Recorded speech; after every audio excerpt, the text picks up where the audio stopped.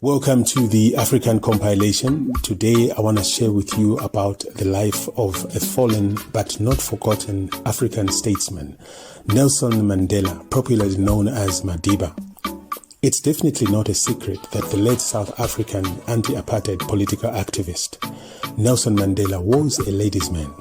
His biographer, Anthony Sampson, once said he was a ladies' man and proud of it. Mandela was the first president of post-apartheid South Africa.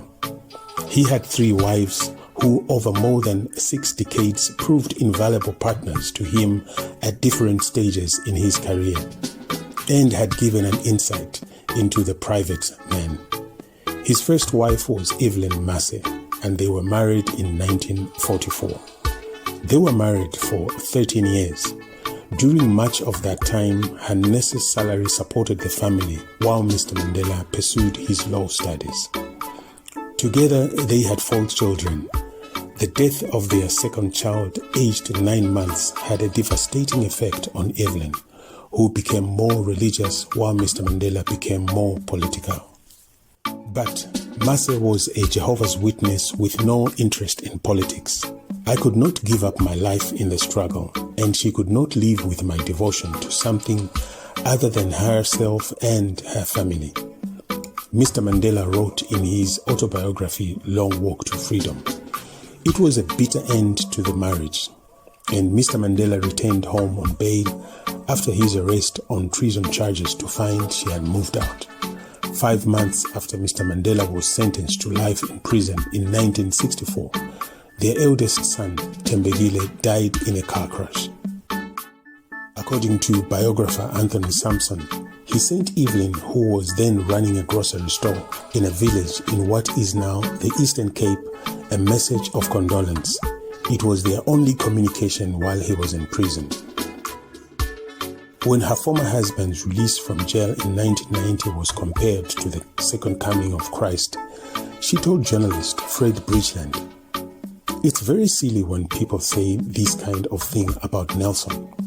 How can a man who has committed adultery and left his wife and children be Christ? The world worships Nelson too much. He is only a man." But she later seemed to have grown accustomed to the adulation.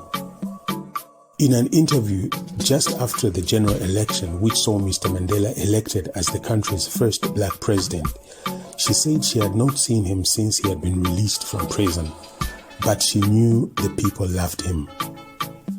"When I go to their houses to talk to them about Jehovah, I always see his picture on their walls. His strength comes from God. God uses people to do his work even if they are not righteous."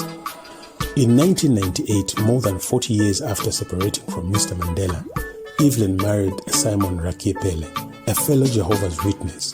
She died in 2004. Mandela's second wife was Winnie Madikizela.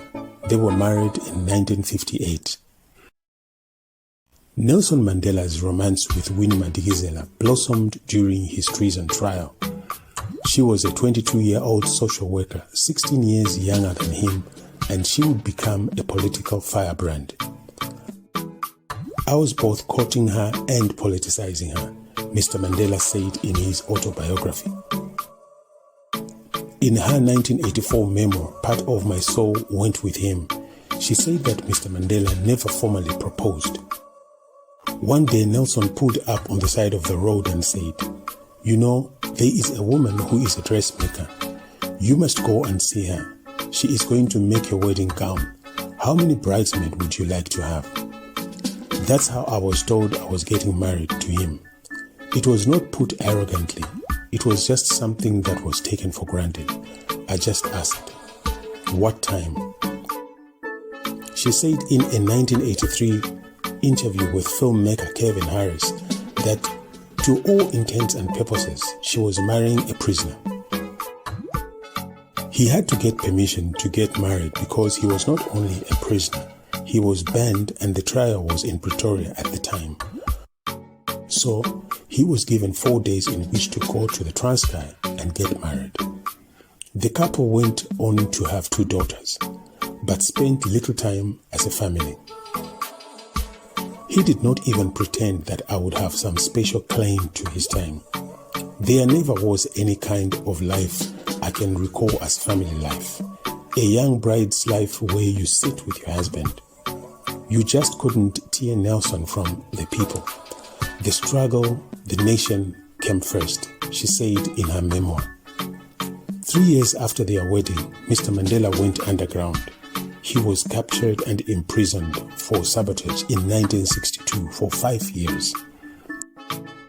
The honest truth of God is that I didn't know him at all, she later admitted to Mr. Sampson. Mandela's third and last wife was Gracia Machel, a Mozambican woman. Gracia Machel knew what it was to be married to a liberation movement when she married Mr. Nelson Mandela towards the end of his presidency. She was the widow of Mozambican independence leader and president Samora Machel, who died in a plane crash in 1986, an accident that was alleged to have been engineered by South Africa's apartheid-era regime. It's just wonderful that finally we have found each other and can share a life together. Mr. Mandela's biographer, Anthony Sampson, quoted her as saying 2 years before their marriage. He can love very deeply, but he tries to control it very well in his public appearance, she told the author. In private, he can allow himself to be a human being. He likes people to know he's happy. Nelson Mandela married Gracia Machel in 1998 on his 80th birthday. When he is unhappy, he lets you know. He's a very simple person, very gentle. He is down to earth.